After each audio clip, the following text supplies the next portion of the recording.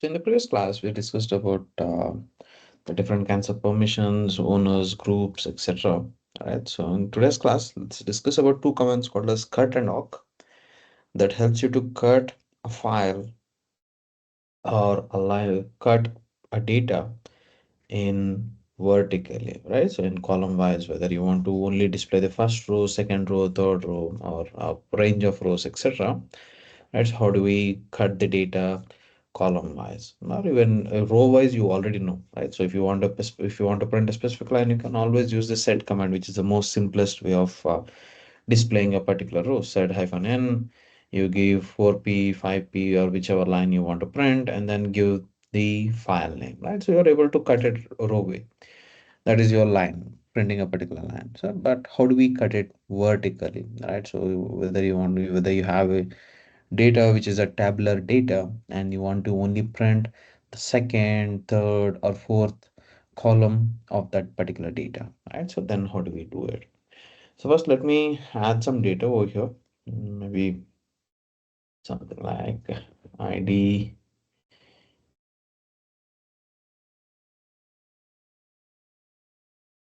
name, age, or something like that. 001, 01, ABC.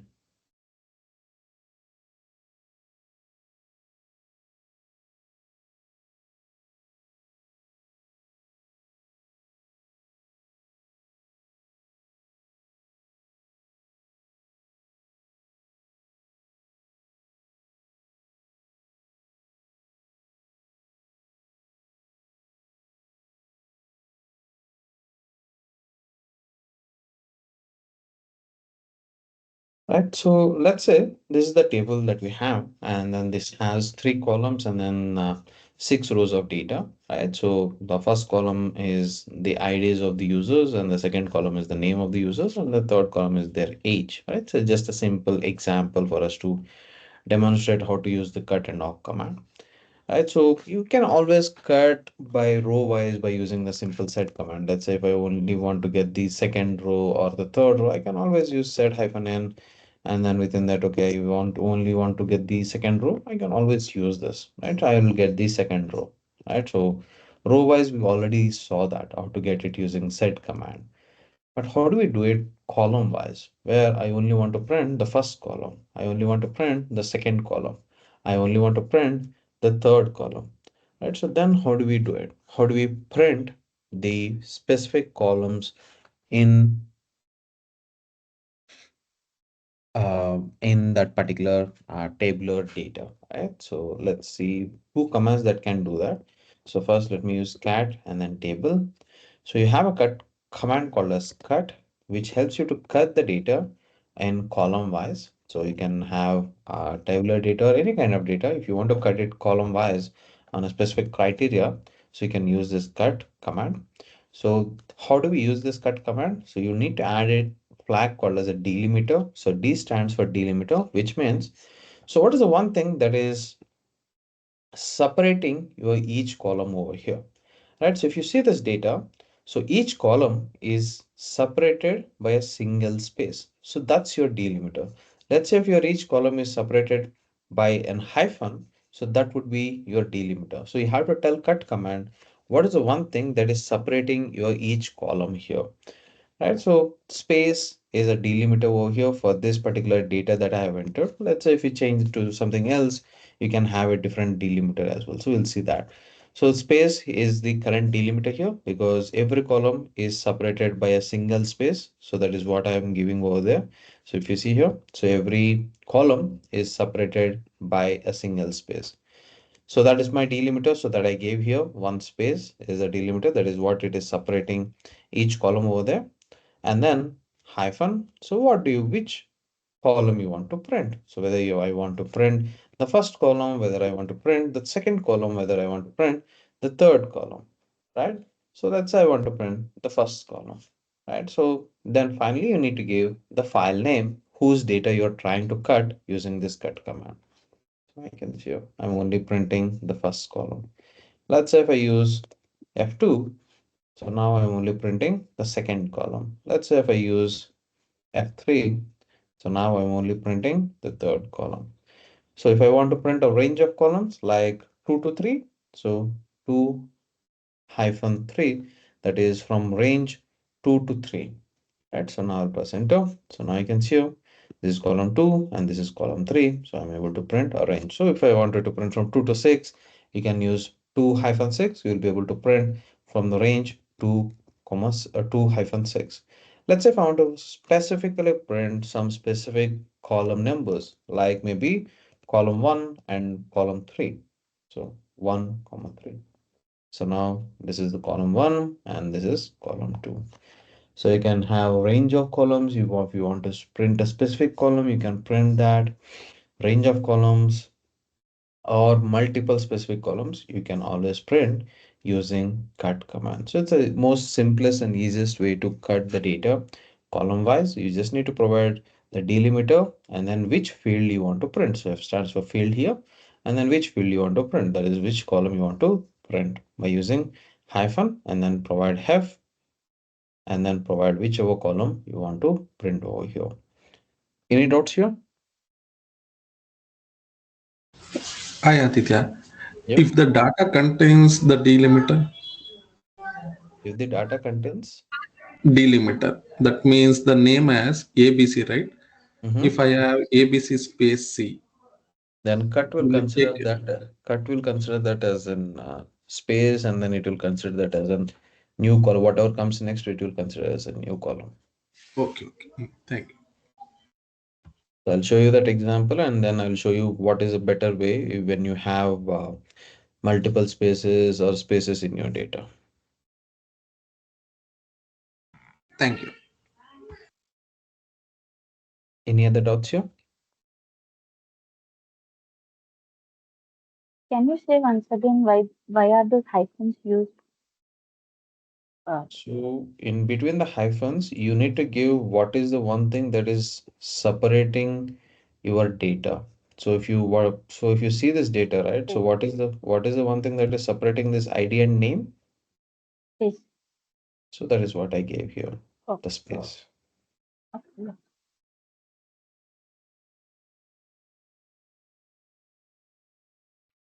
Any other doubts on that?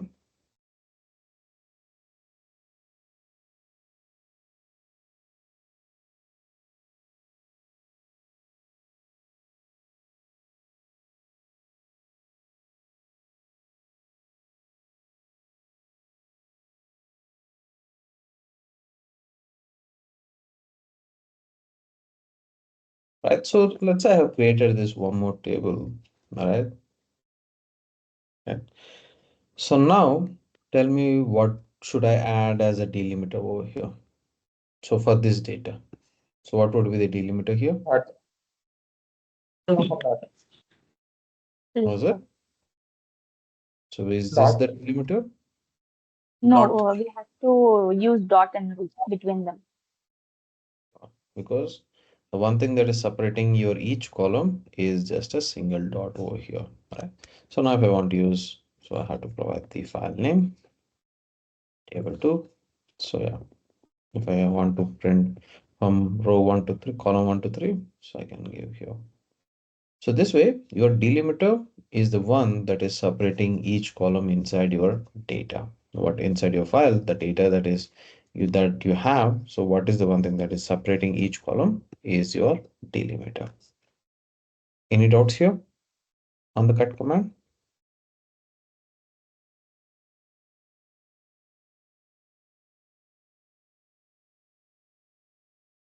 Set the file column bias. So cut hyphen D, and then you provide whatever the delimiter is. Let's say hyphen F3, and then you give the file name, print the third column of the file,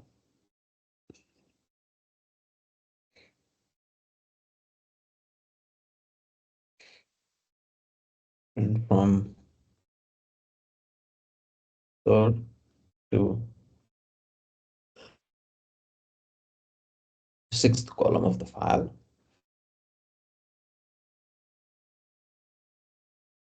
print the third and fifth column of the file.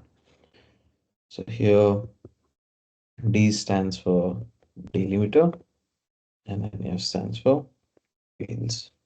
That is, what are all the fields you want to print over here. Right, so and then cut command, it does not always have to be about columns. You can even cut some text, etc. Let's say I have this text 30%, right? So if I want to cut, or if I want to remove this percentage, or if I want to uh, only print the first two letters of any word, let's say I have this hello, right? So if I only want to print the first two letters, so we can always do that by using the cut command as well. So it is multifunctional. So one of the most used cases of the cut command is to cut the data into column wise. So for example, let's say if I have this echo hello command, echo hello, right? So it's going to print this 5 letters, right? But if I only want to print 2 letters of that, right? So anything, any data that you have, so I only want to print the first 2 letters, right? You can also use the cut command hyphen C1 to 2. So you can see you have only printed the first 2 letters. Let's say you only want to print the third and fourth letter, right? You can also print that. So cut command can also use that. So this is to cut the text. So you use this kind of a syntax because we are not passing any file over here. So we are just passing the text by using the echo command and then piping it into cut command. So you can also do that with the cut command. But the most used case is that we use it to cut the data into column wise.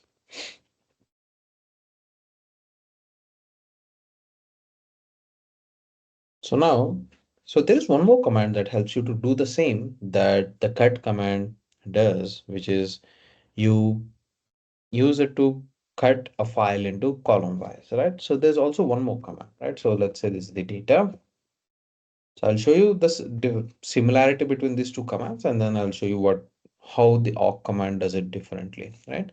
So we have also one more advanced command called as awk. So cut is a very basic command. So it does not have much more functionalities and it does not allow you to write some kind of a uh, expressions and etc. So awk has the ability to take in your loops, for loops, etc. as well. So that we are not going to learn here, but just letting you know that awk has more functionalities and the options to be able to do a lot more when compared to a simple cut command that helps you to just cut it anything in a column wise, right? So let me show you the syntax on how the cut command works. Let's see the similarities first, and then we'll see what more the awk command can do, right? So awk, and then you need to give hyphen f. So hyphen f is what we call as a field separator. In cut command, we call it as delimiter. In awk, we call it as field separator. So what is the one thing that is separating here? So it's a space that is separating here. So by default, if you don't provide any field separator, so awk command will think that your space is a delimiter, but with cut, you have to definitely provide the delimiter. But with awk, even if you remove this, so it will automatically think that, okay, space is a delimiter, let me use that. And then within single quotes and then flower braces, you need to give which column you want to print. So I want to print the column 2. So let's say I want to print this column 2, right? So, and then I'll give the file name. So I'm able to print it. So awk, this is the field separator, that is the delimiter. With respect to cut, it's the delimiter. And then in cut command, we used to use field, print the field hyphen F2 hyphen F3. So in awk, this is the syntax that we need to give. So within the flow braces, print, and then which column you want to print. So let's say if I want to print the column 2, comma, column 3. So this. So in awk, there is nothing called as a range like this. So you don't have that option. So what it does is it subtracts this and then it takes it as an equation, but you don't have a range function like this that cut command provides, but you can add loopings and etc. to be able to achieve that. But for now, just think that, okay, Arc does not have the ability to print a range of columns. You have to specify which columns you want to print. So first, second, third, fourth, fifth, sixth, and seventh. So whatever the columns that you want to print, so you have to provide those column numbers. Right?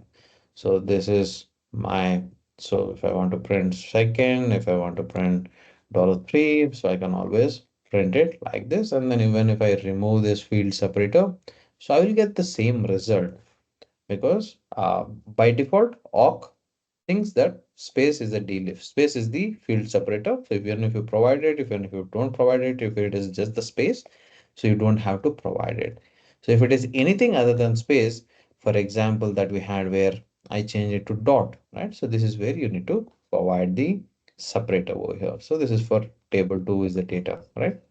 So this is the data over there. So this is the similarity between the cut and awk command where both were able to cut a file column wise. So both had a different syntax where cut used to use -d to provide the delimiter and then -f and whichever field you want to print with awk -f, which is called as a field separator. And then you provide whatever the field separator or delimiter is and then print whatever column you want of that particular file. So what's the command to check the disk usage? df du hyphen df h. hyphen h. Df-h. Du, is it du used for disk usage or check the size of a file?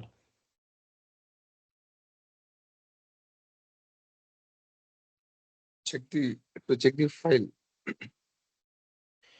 So now so this is, you can see here, this is like a similar column kind of a data, right? So this is the first column, this is the second column, this is the third, this is fourth, this is fifth, and this is sixth, right? So you have something similar, very similar as a column, right? So now I only want to print the column that shows the usage percentage of the drives, right? So I only want to print this, right? So I only want to print the fifth column of the data over here, right? So if I was using the cut command, right? So cut -d, so space is the delimiter, and then I'll use F5, right? So first column, second column, third, fourth, and fifth. Right? So I should have provided the file. So as this is not a file, so what we do? So df-h and then pipe the data to cut command. I'll press enter. So all I'm getting is this empty data over here. Nothing is coming over here. So then why do you think this is happening? It should have printed this fifth column, right? So why am I getting this empty spaces here? Having more than one space. You have given one space, but it's having more than one space. So the cut command only considers one space as a delimiter. For example, let's say the first row, right? So this is the first column, okay? So now there is a space, which is our delimiter, and this would be the second column, and then a space, and this would be the third column, and then a space, and this would be your fourth column, this total data, and then a space, and this would be your fifth column. So this way, each space is considered as a delimiter, and whatever comes next is considered as the next column for your cut command. So there is a reason why it does not properly show the data over here. But this is where the awk command works better, where with awk, if you're using field separator as a space, if you have multiple spaces in between, right? So it will consider all of them as a single space. So -f and then space is the delimiter, but even if you don't provide any field separator, by default it takes the space as a delimiter.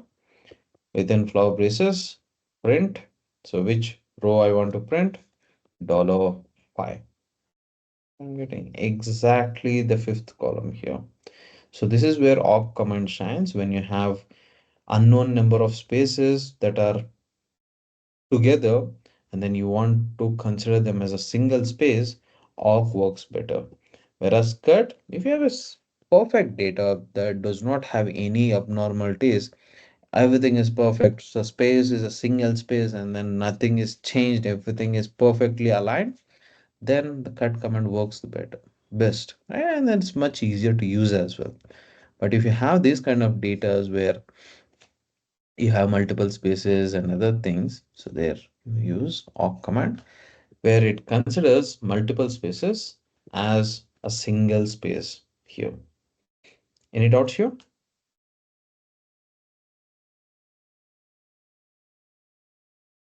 And not just that, so with cut command, you'll not be able to understand in which column you're working on, all right, or how many columns are there, right? So cut command, right? So you might have a huge amount of data, right? And then you'll not be able to understand how many columns are there, how many rows are there, and etc. Right? But with awk, you have the ability to get the total number of columns. You can print only the last column by not by just counting. Let's say, okay, I want to print the last column, so I have to count 1, 2, 3, 4, 5, and 6. So no, with awk, that value is always available in something called as nf, which is number of fields. So if we use nf, so it will just directly print your last column. So if you want to print last but one column, I can directly use nf minus 1. So this is last but one column. This is the one. So you also have this option of getting the total number of columns that you have inside your data, right? So for example, if I use Clio, right? So this is cat and then table, right? So if I use awk, and then if I want to print the total number of columns that are present, so if I have to provide the field separator, if it was anything other than space, but as this space is the field separator, I don't have to provide. So I'll just print the total number of columns in each row. So what is the file name? Table.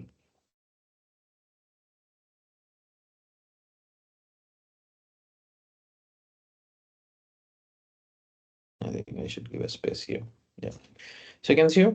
So in the first row, there are 3 columns. In the second row, there are 3 columns. In the fourth row, and so on, right? In each and every row, we have 3 columns with space as a field separator. So you can also get this kind of an information with awk command, which is not possible with cut command, right? So this nf is a variable, so in which awk command stores the number of columns inside that every row. So when we use awk and then print $f, so we are using the data. So whatever the data is there inside the nf, right? So here the data is 3. So $nf value will be 3. So print $3.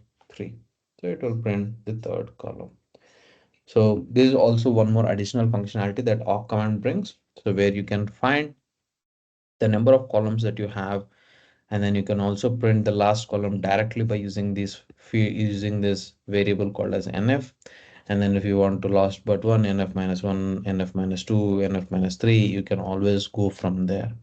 So you don't even need to count it. So if you just want to directly print the last column inside that particular file.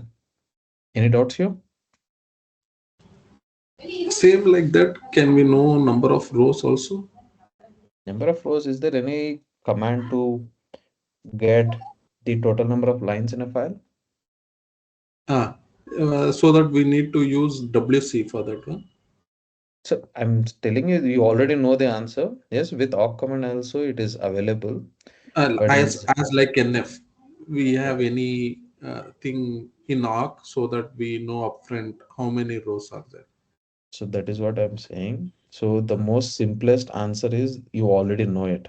How Ah, so the number of rows is nothing but the number of lines in the file, yes. is it not?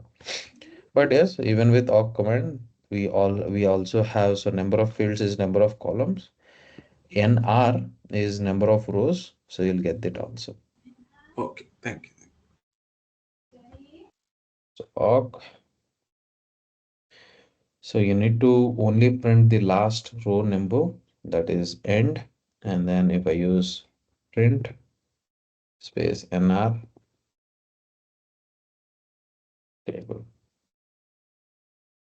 So there are 6 rows here.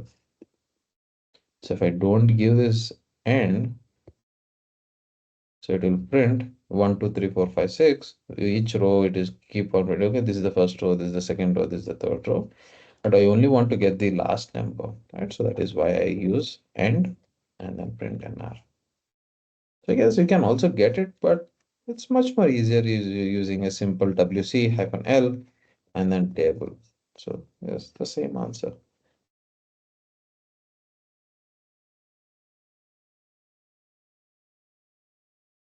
Any other doubts, anyone?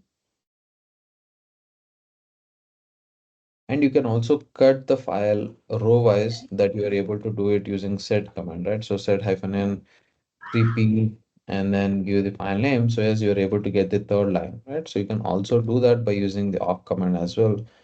Awk, let's say I want to get the third row, so nr equals to 3 and then print.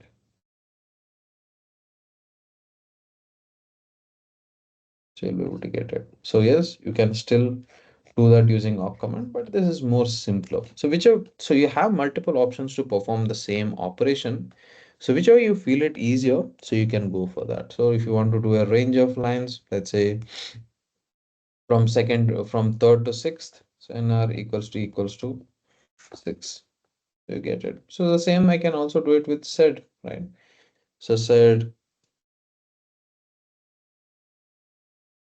so I'll write it in quotes and then 3p 3 comma 6p, and so you get the same data. So the same thing that I can do with if I want to get the third line and sixth line using 3p and 6p. This is what I do using set command, right? So if I wanted to do it with awk command, so I can also do that. So instead of comma, so I have to use the same exclamation mark, the same data. So as I said, so the same thing that you're able to do it using a simple set command, you can also do it using awk command that helps you to cut it along row wise. But this is much more simpler. So whichever is easier for you, you can start using it. It does not always have to be okay. I have to cut the row wise. I have to only use awk command.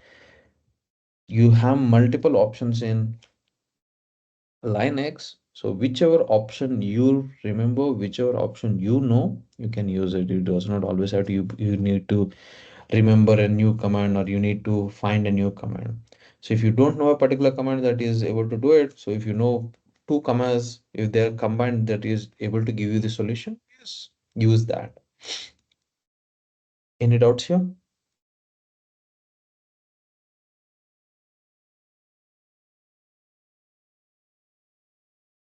Awk, the file, column, and row wise. So this is much more advanced command, and you have a lot many things that you can do it by with using expression, regular expressions, and etc. So for now, we'll just use this simple one, right? And you can also use the awk command as a cat command, right? So cat table, right? If I just want to print the entire data, so awk print, and then if you just give the file name, it will just print it. So just prints the contents of that file. Yes, but which is more simple. This is much simpler, right? So we generally use that.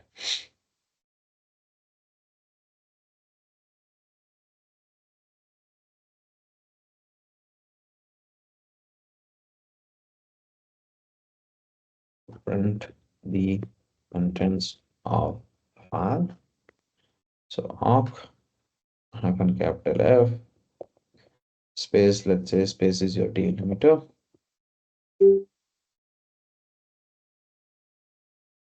Print $3 and then the file name. Print the third column of the file. So if you want to print some specific columns, so 3 comma $5 to print the third and fifth column of the file. If you want to print the last column, $NF to print the last column of the file. If you want to print the last but one column of the file, so you can use this kind of a syntax where NF minus 1 is last but one, NF minus 2, NF minus 3, and so on. So you're subtracting one value from your NF to print transfer.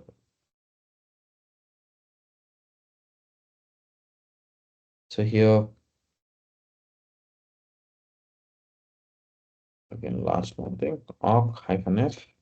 So let's say space is a delimiter. So if you want to get the total number of columns in that particular file, so print nf and then the file. Print the total number of columns in each row. Right, so here F stands for field separator, NF stands for number of fields. And similarly, if you want to do it row wise, you can always do that as well. So NR equals to 2, and then and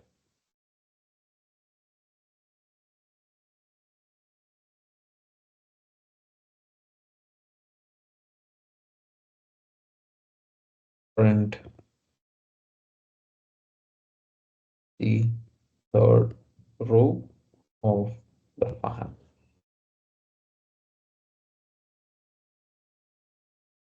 Comma NR equals to 6, third row to sixth row of the file. NR equals to 5, third and fifth row of the file. And then awk and print NR.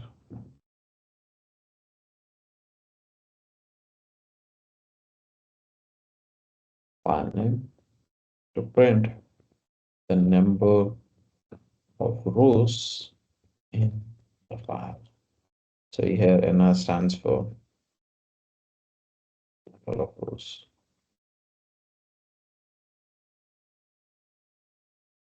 Any doubts here?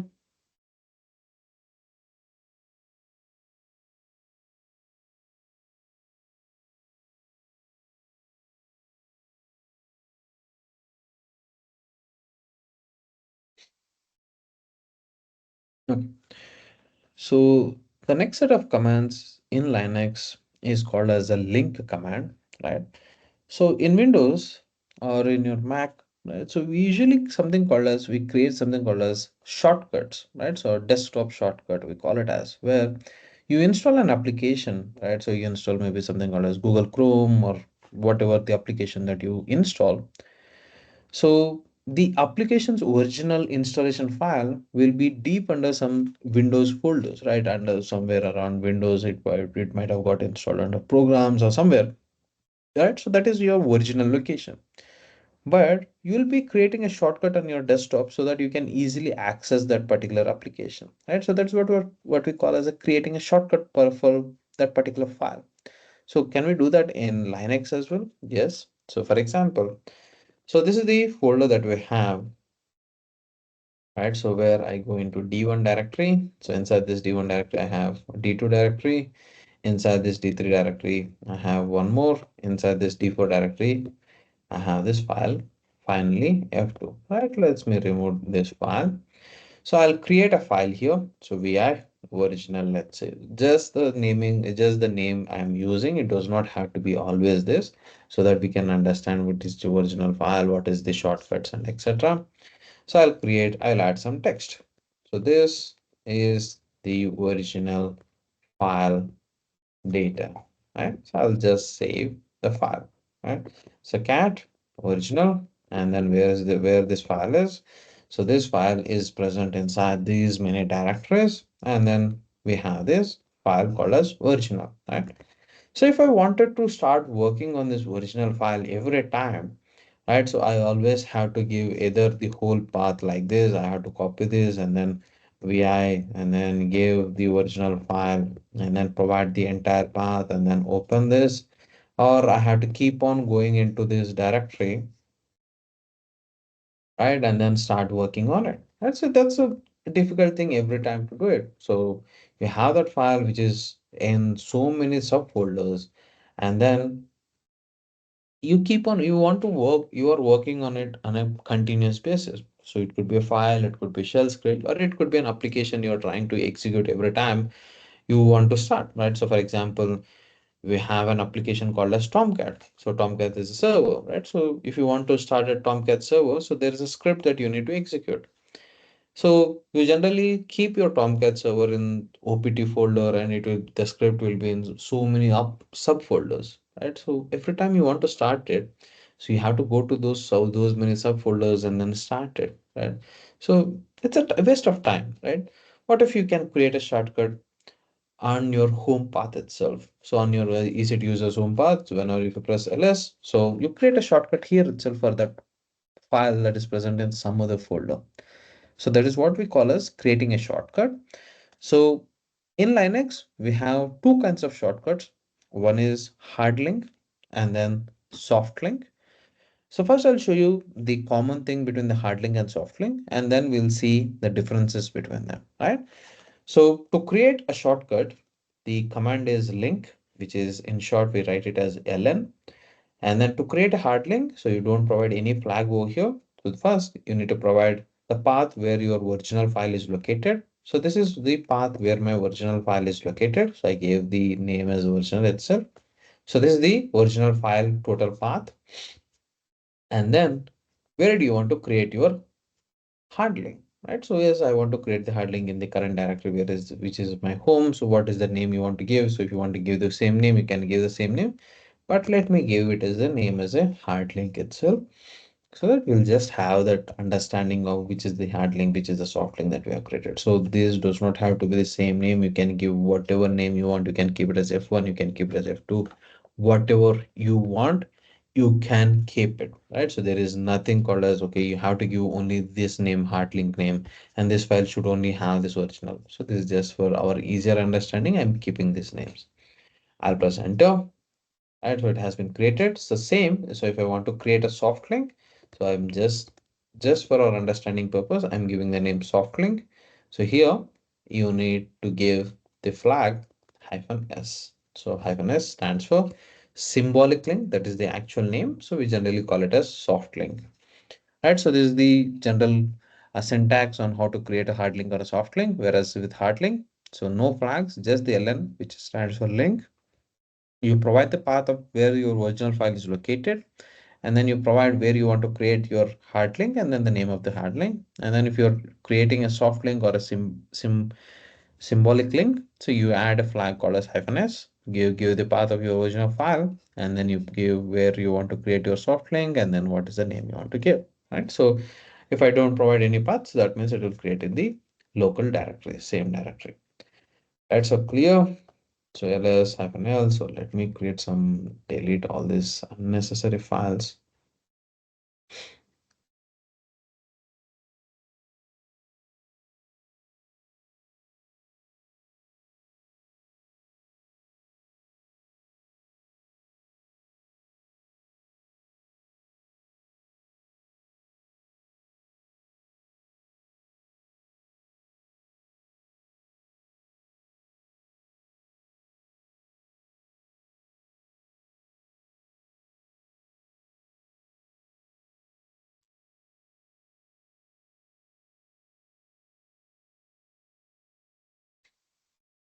Right, so this is the data that we have here. So we have created a hard link, we have created a soft link. So by the general looking itself, you can see that, okay, soft link is directly showing the original path of the file, but with hard link, we are not seeing anything over here. Right, let us check the data here. Right, so cat hard link, okay, that's the same data of the original path. This is the original file data, right? So cat soft link, okay, the still the same data, right? Because they are, at the end of the day, they both are the shortcuts to the original file. So now let's edit our original file, right? So vi, so this is the original file path, right? So let me go and make some changes over here. So this is the original file data, adding new data to the original file. right? So I'm not editing the shortcuts, I'm editing the original file itself, adding new data to the original file. So I've done that. So let me check whether the shortcuts have that new data or not. So cat hard link. Yes, we are seeing the same data because at the end of the day, they are just the shortcuts, whatever that is present in the original file. So that will also be present here. So cat soft link, the same. So if I edit the links itself, so vi hard link, right? So adding, so this, which file did I open? So vi hard link, right?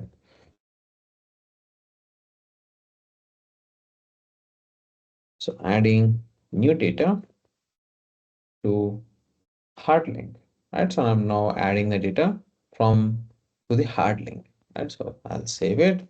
So cat hard link, yes. So cat original file. So yes, the same data has been added to the original file as well, because whatever you edit your shortcut, the same thing will get applied to the original file. So cat soft link, as the original file has the new data, so soft link will automatically get that new data here. So if I do the same with soft link, so vi soft link, so now I'll add some new data to the soft link. So adding new data to soft link or symbolic link. So save, right? Here, so cat soft link. So yes, the data has been added over here. So let's see if it is updated in the original file. So this is the original file. So yes, it is updated because at the end of the day, this is also a shortcut. So if you are updating this file, so automatically that means you are updating your original file. As the original file is updated, so that means the other shortcuts that you created from that original file should also get updated. Right? So this is the common thing between your soft link and hard link, where you can use them to create a shortcut of your original file in some other path where you can easily access it. So if you edit the original file, or if you edit the links that you have created or the shortcuts that you have created, they will always be, original file will also get updated, and all the links that you created for that original file will also have that same data across. Right? Any doubts here?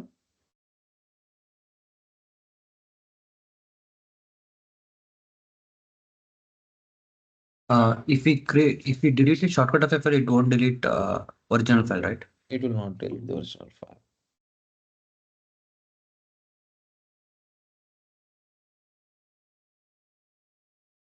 Any other doubts, anyone? What is the purpose of this one? Because both the functions are working same. Which in the hard link and soft link? Yes, yes. So that is what we are going to explain. So Okay. now I just showed you what is the similarity between the hard link and soft link. So next, I'll show you what is the difference between them.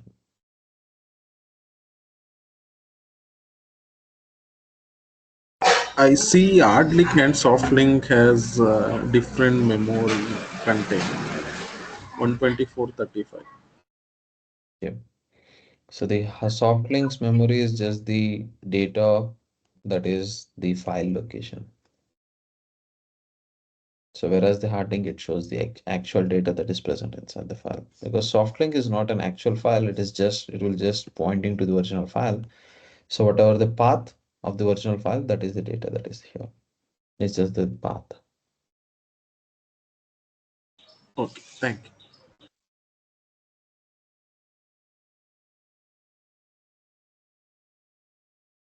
Any other doubts, anyone?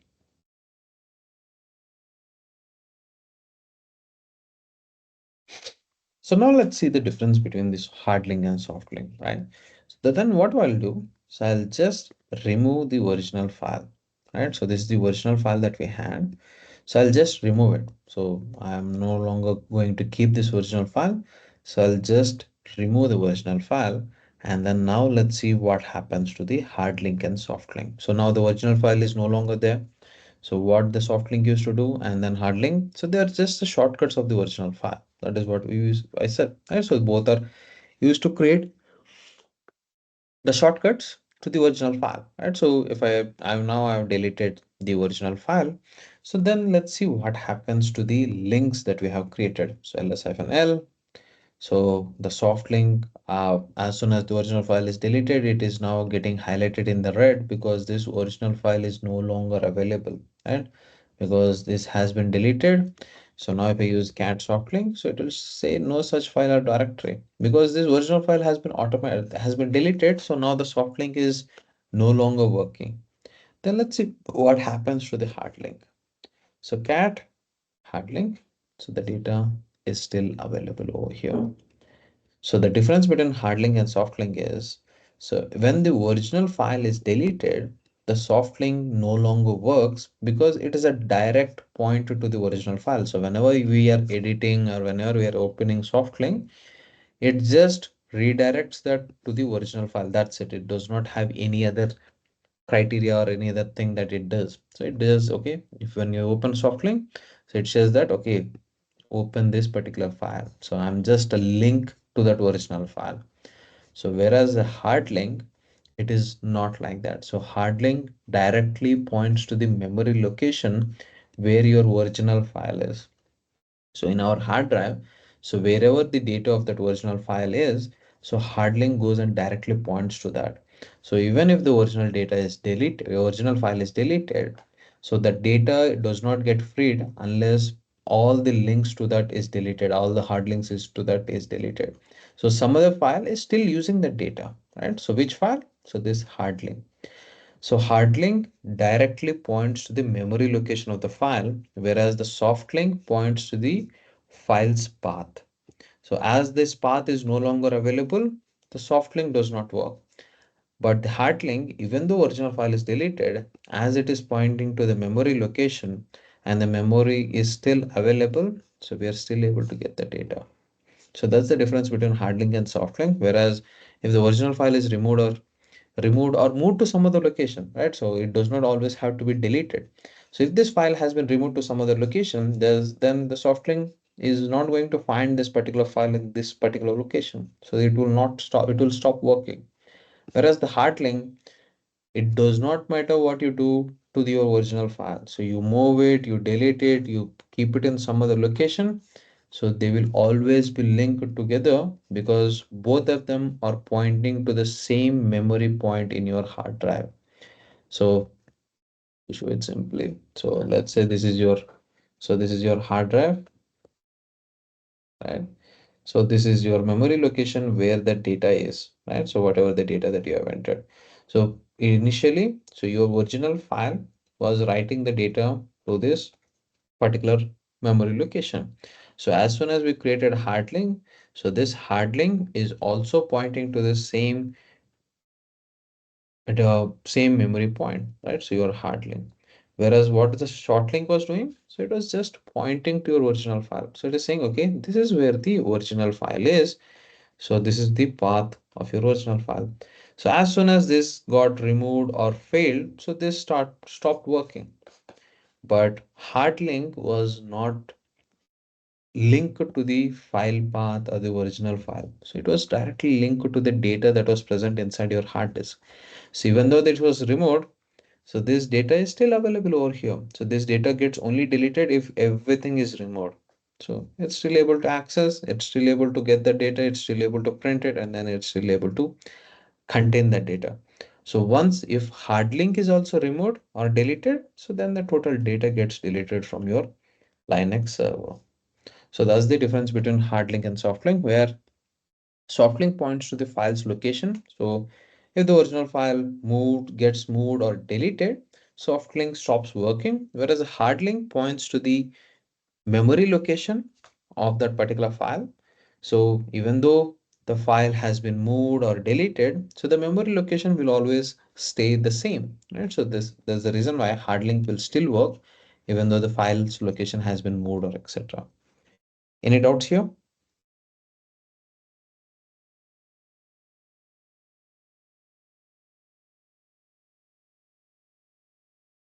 Create shortcut in Linux. So ln original, so it could be a file directory, original file path, and then hard link path and then along with the name to create a hard link.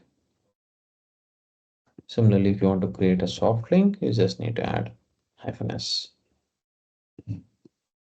So we generally call it as a soft link, but the actual name is symbolic link.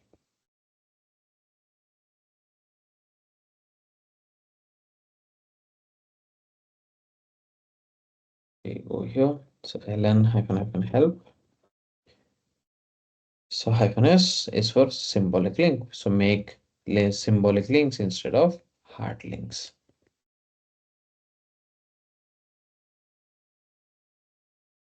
So to see the differences, a soft link will point to the path of the original file, and as soon as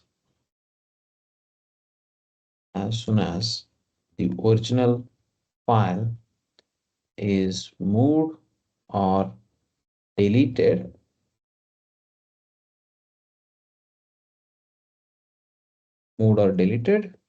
the hard link,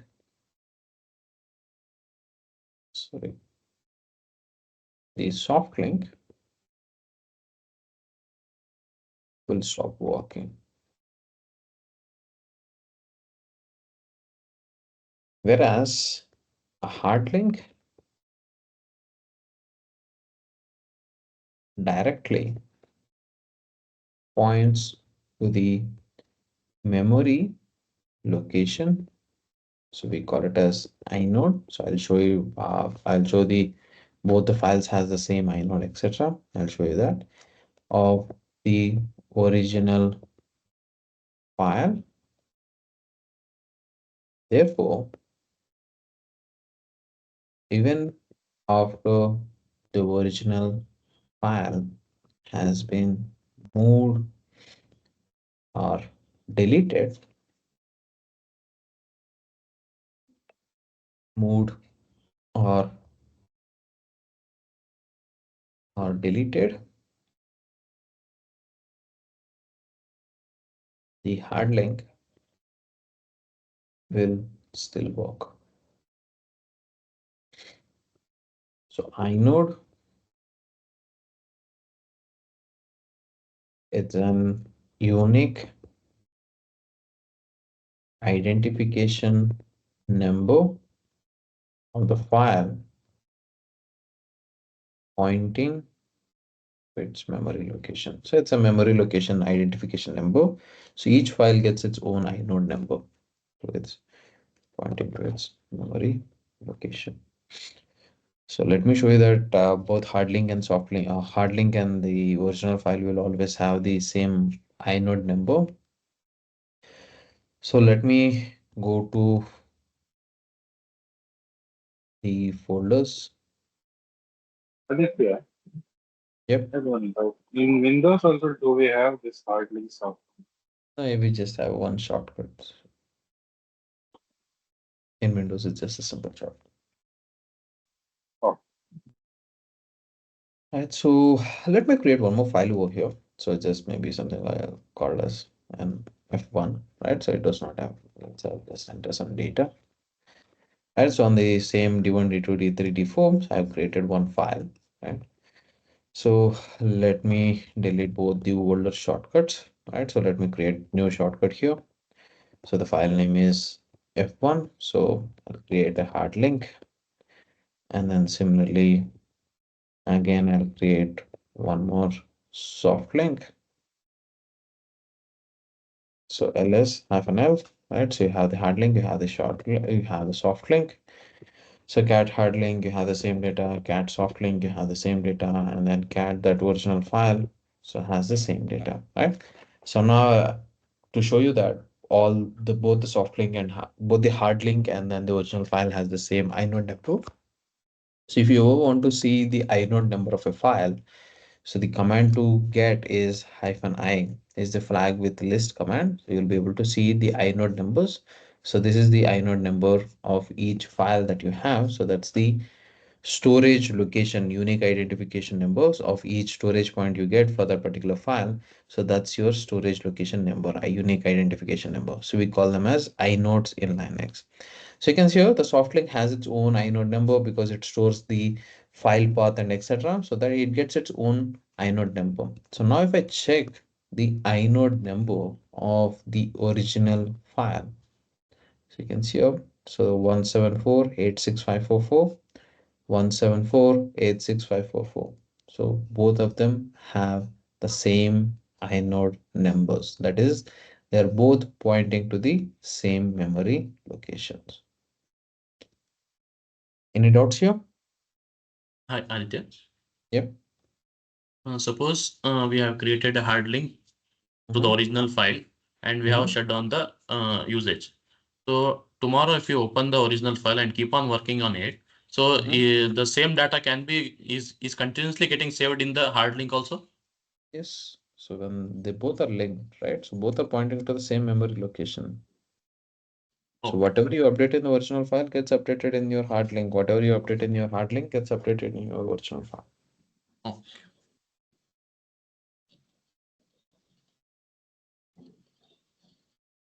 Any other doubts here?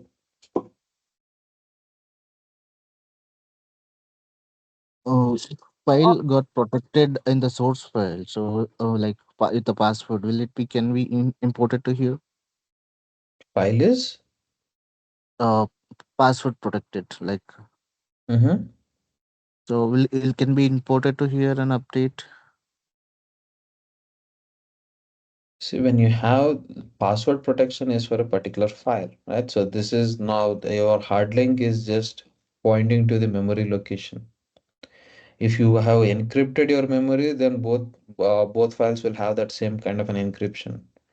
If you are applying something on a particular file, so the original file will have that password protection and etc., not the links. Okay. Aditya, if we delete the soft link and if you want to create once again the soft link, can we create it? Yes. So it's that you can create as many soft links as you want. If I want to create one more soft link with the same file path, I can always do that. After deleting and again creating, Yes, will the yes. all data saved, it will be automatically saved in soft link, right? Yes, yes. Because whatever that is present in your original file will always be present inside your soft links. So So you can after create deleting soft link and again we will create it. So so the soft data link, present in deleting any soft link does not matter because you're just deleting the path that you have created as a link, right? Even if you create 100 soft links and if you delete them, the original file will not have any effect to them. So when you create a new soft link with the original file, whatever that is present in the original file will again come to the soft link. So if I remove the soft links again and again, and if I create it again and again, it will always have the same data that is present inside your original file.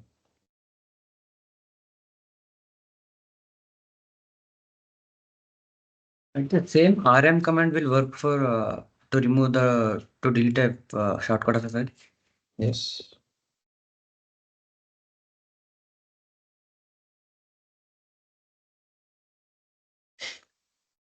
Okay, So thank how you. do we know whether it's a soft link or no? So in the beginning, before the permissions, so if it is D, that means a directory. If it is a hyphen, which means it's a normal file. So if it is an L, it is a soft link.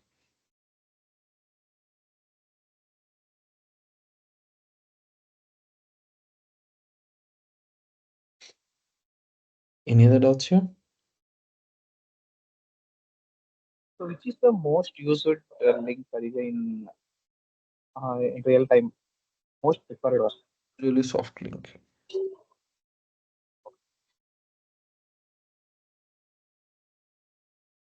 Usually we create a symbolic link that is much more preferred. But if you're not sure whether the original file will stay in that position, whether maybe the original file might get deleted, so you want to keep a copy of it somewhere, then you can create a hard link.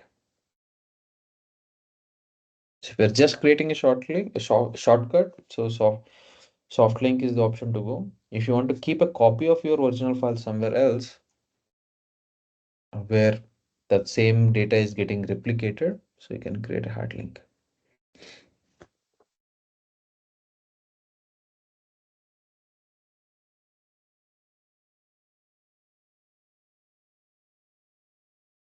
Right, so in Windows and then in your Macs, so you always have the options to check what are all the applications are running, right? So you have a task manager in your Windows, and then even in your Mac, you have so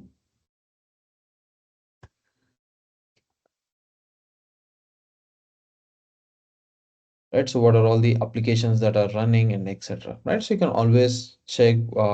So if I use Foursquare, so here, so these are all the applications that are running. So I can always go here and then relaunch, or I can quit Foursquare, right? So Foursquare and then Foursquare, right?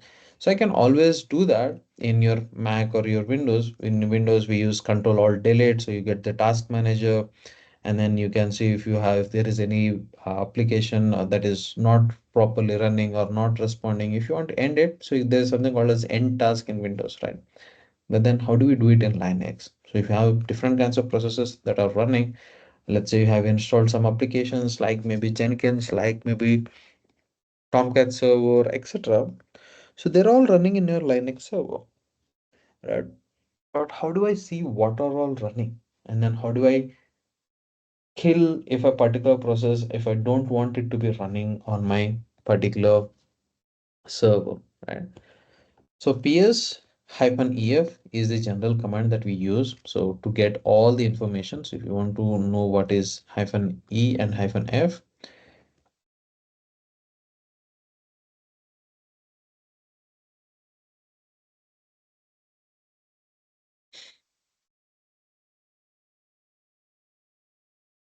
so we generally use this ps-ef to see all every processes that are available over here, right? So select all processes, right? So and then see, so do full format listing. So let's see what happens if I don't use ps. So E is for all processes. So this is what you get. So this will not show you all the information, but if I use ps-ef, so you'll get more information on when it was started, the date, the time, and all. So all the data that you want. So currently, so these are all the processes that are running on my system. So who started it? So which user has started it? So most of them are root users started, that is the system processes that are running. So some are some other users, that is the system processes, etc. These are the other users. And then which processes that EC2 user has started. So these are the processes that the EC2 user has started. So something would be about logging in SSH, and then the shell that we're using, this is the shell that we're using. So this is also a process. This is also an active process because we are using something that is giving us a terminal and then able to take the input as a command and then give us an output, right? So this is what we call as a shell terminal. So this is also a process at the end of the day, right? So this is also a process. And then the command that we just executed, ps-ef, that's also a process that we have just started it, but it will get stopped as soon as the output is available on the system. So these are all the processes that are running in my system. So this is the user ID who created it. This is the process ID. So each process will have its own ID, so through which we can kill it and then do all of it. And then PPID, that is parent process ID. So you can have different processes. So for example, so this particular process, right? So 4964, right? So this is the parent process. So this is the child, this is its child process, where so this process has been created because of this. So we call it as, this is the parent process ID. So this is the parent and this is the child process. So this child process parent is this. So when this process got started, it has created some more other side processes called as child processes, and this is the parent process ID. So it also shows you that data. So even this, so this is the child process, which is the parent process, this 965. So here, so that's your bash shell. So using that bash shell, you're creating some more processes, right? So you're executing some commands and etc.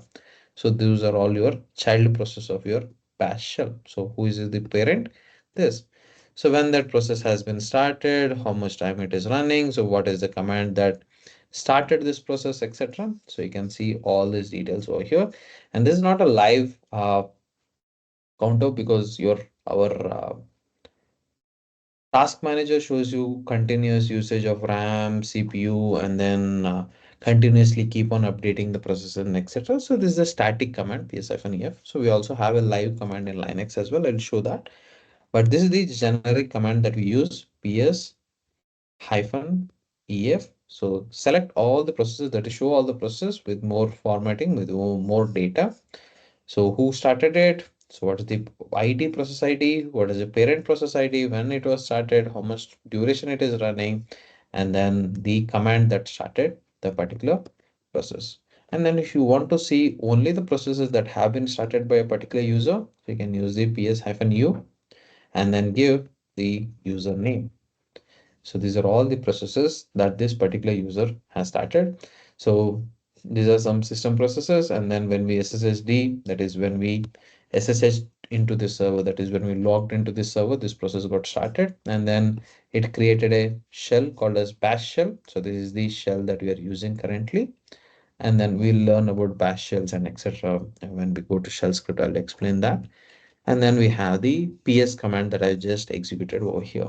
So you can also check what are the processes that have been created by a particular user by using this command. Any doubts here?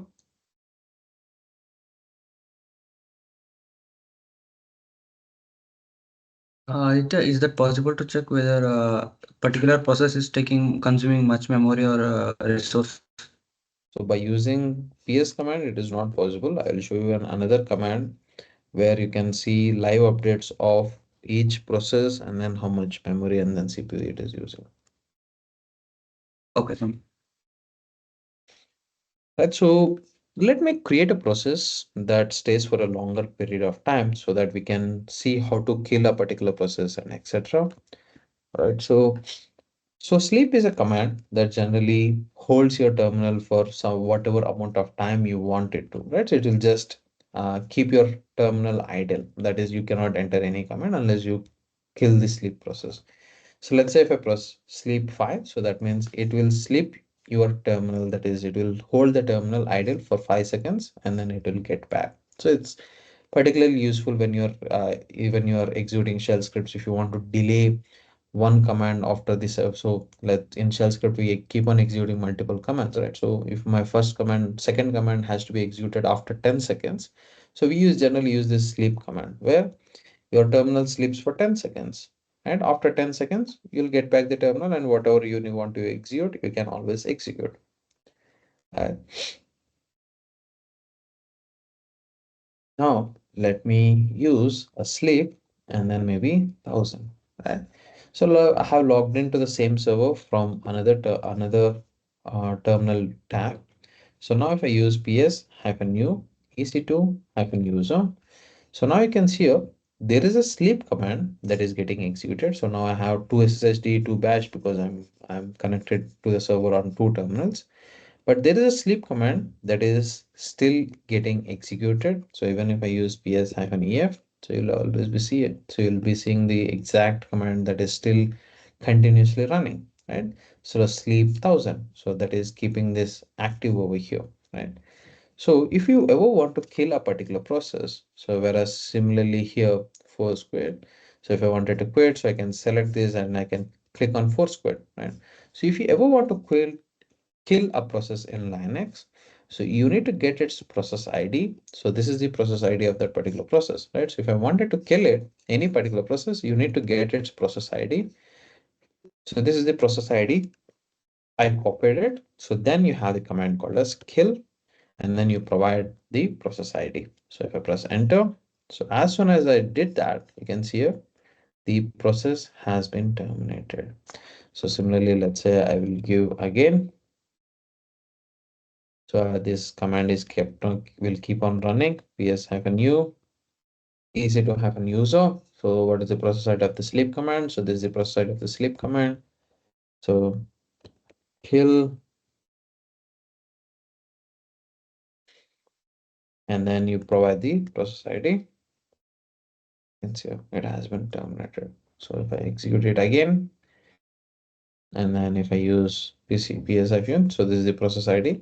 So sometimes some processes, when you just use the kill command, so they take some more time to get killed, right? So Linux gives it some more time to perform its operations and etc. So if you ever want to kill it very forcefully in Linux, so you have something called as a kill switch, which is -9. So there are more than 40 50 switches in Linux.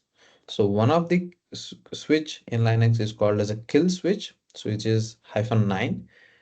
And then if you provide the process ID, so now you can see here, so it is killed, which is much more forceful way of killing a particular process. So both does the same. So this process, the earlier one, which where I did not provide the -9, so it gives a certain amount of grace period time for the process to, if there is anything that is it is completing, it will give that some time and then it will kill it. But this is something called as a force quit. So forcefully kill that particular process -9 if you use it. So kill is a command, and then you can use it to kill a particular process by their process ID. So you need to get the process ID of which process you want to kill it, and then you can kill it by providing kill and then providing the process ID. If you want to forcefully kill it, so you can provide -9 and then kill it. Any doubts here? So don't kill any process that is system processes. You might, for example, if you have killed the SSH process, you will not be able to log into the server, right? So kill only the processes that you have created. For example, I have created the sleep command and then I killed it, right? So don't kill any processes that you don't know of, because that might make yourself make your server unusable, right? So be careful while you're killing processes. Make sure you know what process you're killing, and it does not affect in any other way. So to list all the processes running on the server, ps-u username, list all the process started by an user, and then kill PID to gracefully stop or terminate a process, kill -9, and you provide the PID, which is where PID stands for process ID, to forcefully kill a process. So this is how you kill or terminate a process, right? So there's also something called as services in Linux, where this SSHD, and then when you install Jenkins or when you install these kind of applications in Linux, right? So they get installed as a service, we call it as. So when you have these kind of services, so if you want to stop them and if you want to start them, so you have two more commands called as systemctl and service. So I'll not stop them or start them. So I'll just show you how this commands work. So you have to use sudo. So I have either service command that helps you to work with the services that are running, service, and then which service. So SSHD. So if you want to start it, you can start it. If you want to stop it, you can stop it. If you want to check the status, how it is working, so you can use this. It will show you all the logs and etc. So whether there is some authentication failures and other things, you can always so see the all your logs of your SSHD file. So active, running. So since when it was, so since when it is running, right? 14th of September, this SSHD service is running because I have not stopped the server. So it is still running like this, right? And if you have stopped the server, so whenever you have restarted it, so this SSHD would have been running since then. So you can always see the status. So this can be done using the same service command, or you can also use one more command called as systemctl. So systemctl or systemctl, and then so which thing that you want to do it. So either stop, either start, or status, And then what is the service name? Service name is SSHD, the same details. So whatever you're getting, so you'll get the same for both. So there are these both the commands that you can use. So these commands cannot be used for everything. So for example, if I use sleep 1000, right? So this cannot be controlled by using the service or systemctl command, because this is a general simple process. But when you install an application as a service, we call it as, so you have to write a system file and service file and etc. to be able to do that. Most of the applications, when you install them, so they by default they create all the service files so that you can maintain or manage your services by using a simple service command rather than going there and finding the process ID and etc. So you'll be able to manage them. So most of your applications that we install, so you should be able to manage them by using this service or systemctl command. But some that we do it manually, for example, Tomcat and etc. So you have to manually find the process ID and then kill it, or you have to write a shell script that helps you to uh, kill it or stop the server. So sudo service, and then you provide the service name, and then if you want to stop it, to gracefully stop a service. So if you want to do it same using systemctl, sudo systemctl service name, and then stop. So sorry, first you provide stop and then you provide service name. Service name to gracefully stop a service. So the same commands can be also be used for start and then get the status as well.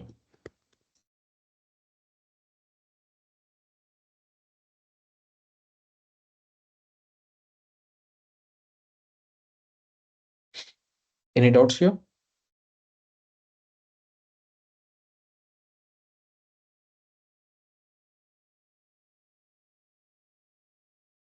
So as I was explaining, so there is also one more command that helps you to see the processes in a much more better way, live function, where it keeps on updating on live basis and then shows the memory location, etc. So the command is stop. Here you can see how much CPU it is using, how much memory it is using, and then you can also directly see what is your system memory, what is the total, what is free, and etc. And it also shows the CPU percentage usage and etc. here, right? So this is a live updating image, live updating just like our task manager, where it keeps on updating as soon as new processes are getting created and then more and more CPU or memory they are using. So you can always get this data, right? So if you scroll down, you can see more and more commands over here. So that has started this particular thing. So if I scroll down to the bottom, you can see here, this is the top command which is still executing. So which is in 18 seconds ago. And then it is using 0.5 percentage of memory. 0.5, it's not percentage. Yeah, you can say 0.5 percentage of your 100%. It is using your memory, and then it is not using much of a CPU. It is not showing anything over here. So there is not many processes that are using much of a CPU. So except for our SSHD and etc. So other than that, so we are not using much of our CPU. So you can have this kind of an option as well. So to quit from it, so you can just use the Q key on your keyboard, and then you'll be able to quit from the top command. So top is the command, so that helps you to get to this live updating dashboard with their memory and CPU usage of each processes. So and then you can get the process ID, and then you can kill it by using the kill command and etc. So top to check all the process along with their memory and CPU usage, along with their memory and CPU usage. Any doubts here? Yeah, one last doubt. whenever we are copying file, right? When if it is in the file is having huge data, we started copy means we use the copy command of whether it's copied properly or not, how we need to check. Means in Windows it will give that bar it's processing like that. If it is in huge data, it will copy immediately, or else it will take time. So there won't be any kind of a bar over here if you're copying a huge file, but it will your command itself will for it to complete execution, because currently if I use just cp hard link and then provide something like f1, right? So it automatically comes out of the terminal because the command is executed successfully, right? But if the file is big and if it is taking time, so this command, your terminal will not be available over here until this command successfully executes, that is until it completely copies it. So once it completely copies it, then only you'll get the terminal back. Okay, got it.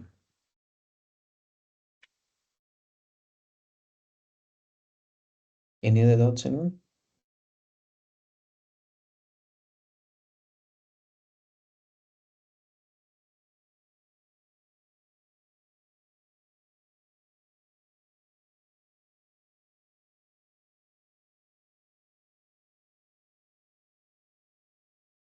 But there are other commands in Linux, something like rsync and etc. that helps you to, and also something like, if I'm not wrong, a viewer.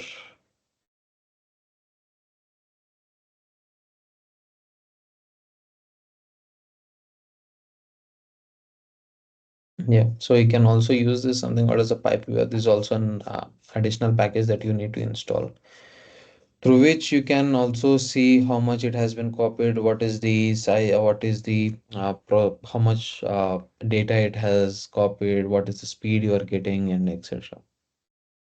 So you'll be able to do that using other command, but the normal CP command does not have the ability to show you the progress and etc. So, but until it has copied, so you will not be able to get the terminal. Once the entire file has been copied, you will get it.